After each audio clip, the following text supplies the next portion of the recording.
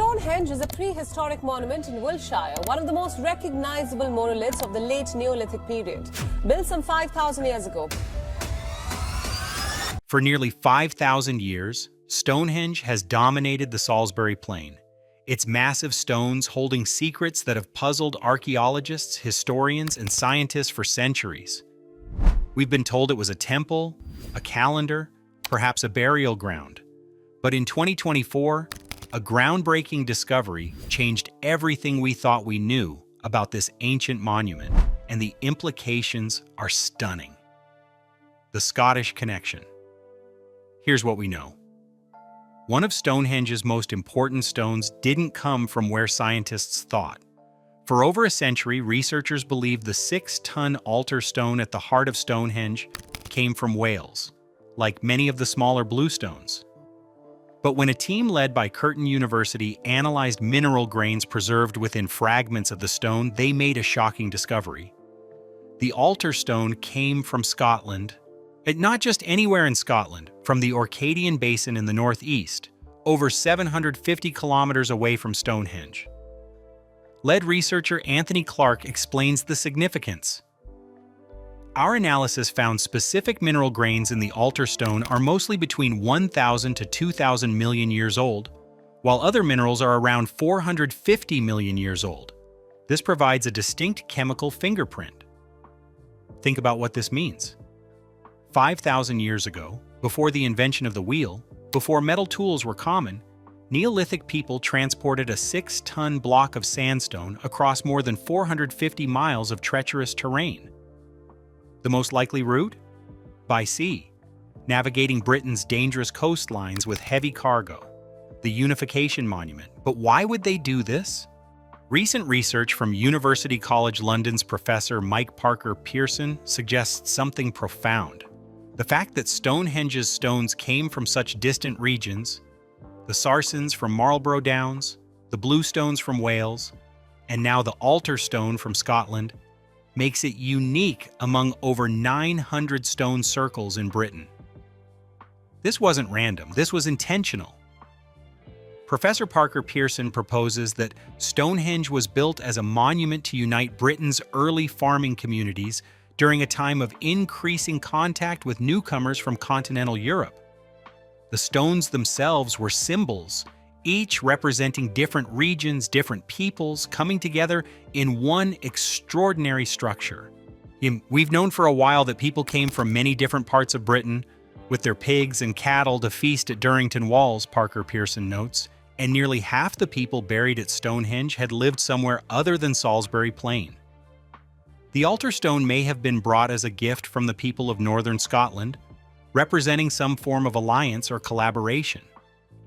The horizontal placement of this stone mirrors the recumbent stone circles found exclusively in northeastern Scotland, a deliberate architectural connection between these distant regions. The sound chamber. But the mysteries don't stop at transport and politics. In 2020, acoustic engineer Trevor Cox and his team at the University of Salford made a discovery that reveals another dimension of Stonehenge's design.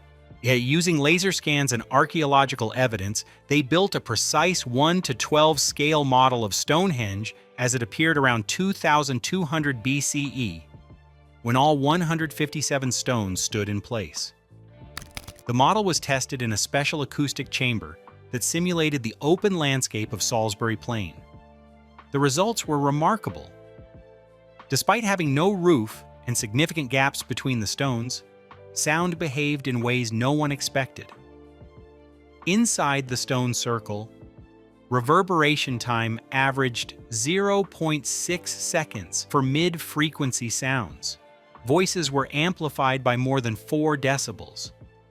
Music and speech would have been enhanced and clarified, like singing in a tiled bathroom, but without harsh echoes. We expected to lose a lot of sound vertically, because there's no roof, Cox explained. But there are enough stones horizontally that the sound keeps bouncing back and forth. It's quite magical. Here's the striking part. While sound was amplified inside the circle, it was contained there. anyone standing outside the stone circle would have heard very little of what was happening inside. Stonehenge created an acoustic bubble, a private sonic space in the middle of the open countryside. Musical stones.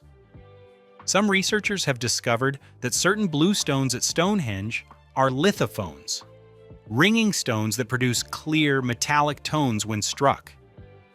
In a 2013 study, researchers from the Royal College of Art were able to play some of Stonehenge's stones like a giant xylophone.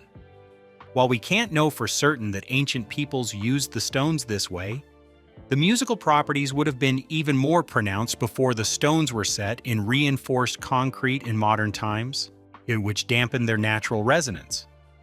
Musicologist Rupert Till notes that Stonehenge hums when the wind blows hard, a phenomenon even described by Thomas Hardy in his 1891 novel Tess of the D'Urbervilles, The Celestial Calendar.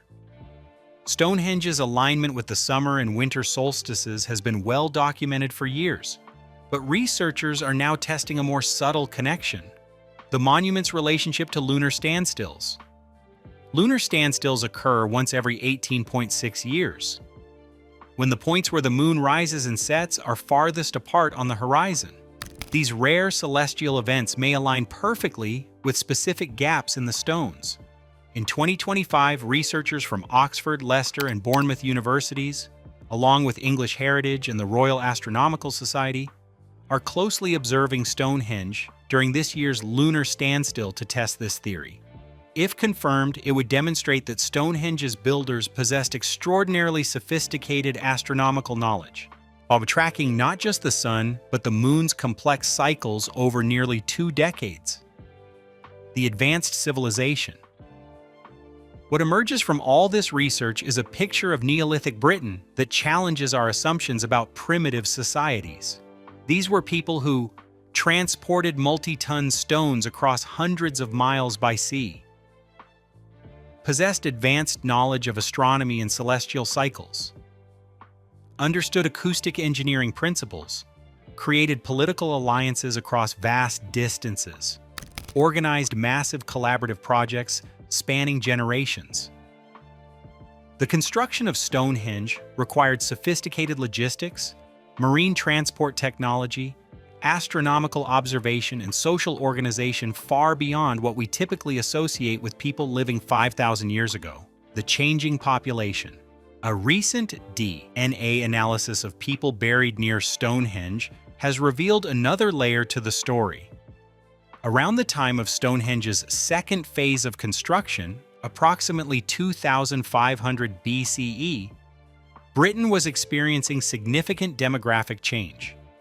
People known as the Bell Beaker culture, originating from what is now the Netherlands and Germany, were arriving in Britain.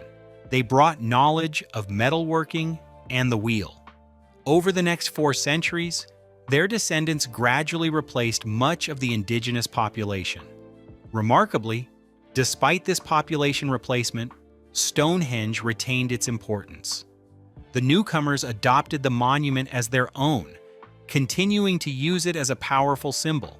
This suggests Stonehenge succeeded in its apparent purpose, becoming a unifying monument that transcended individual groups and generations. Hidden landscapes. The mysteries continue to unfold. In 2020, the Anglo-Austrian Stonehenge Hidden Landscapes project made an astonishing discovery hidden in terabytes of remote sensing data. A circle of massive pits, each 10 meters or more in diameter and at least 5 meters deep, surrounding Durrington Walls, Stonehenge's largest prehistoric neighbor. This circle of pits covers an area of roughly 3 square kilometers. The internal area is similar to the Stonehenge envelope, a sacred territory marked by burial mounds. The sheer scale is unprecedented in UK archaeology. These discoveries suggest we've barely scratched the surface of what Stonehenge and its surrounding landscape can tell us, what we still don't know. Despite all these advances, fundamental questions remain. Yet we still don't know with certainty how exactly the altar stone was transported from Scotland. The precise purpose of the monument's acoustic design, whether the stones were deliberately chosen for their musical properties, what rituals or ceremonies took place inside the circle, how the lunar standstill observations were used. Every answer seems to generate new questions. The living monument, perhaps most remarkably, Stonehenge continues to affect people today.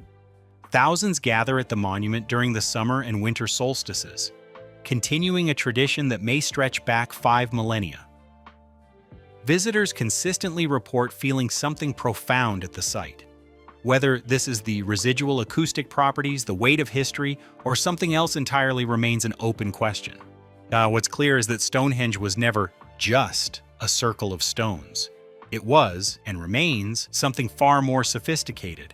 An engineering marvel, a political statement, an astronomical observatory, an acoustic chamber, and a symbol of unity that has endured for 5,000 years. The stones are still teaching us, still revealing their secrets. And the more we learn, the more we realize how much we have yet to discover about the extraordinary people who built this timeless monument. If you enjoyed this deep dive into cutting-edge Stonehenge research, make sure to subscribe for more fact-based explorations of humanity's greatest mysteries.